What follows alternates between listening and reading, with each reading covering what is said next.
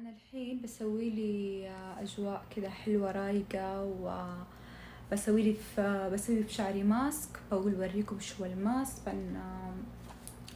قبل أسبوع ممكن أو أسبوعين رحت زارا هوم، وريتكم تغطية زارا هوم لما رحت.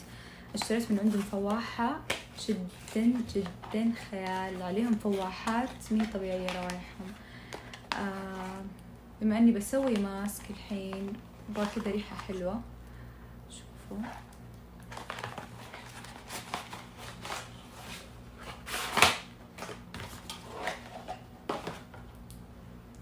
والله نسيت إيش الريحة اللي اخترتها، لأنه مرة من زمان وتوي أفتح البوكس.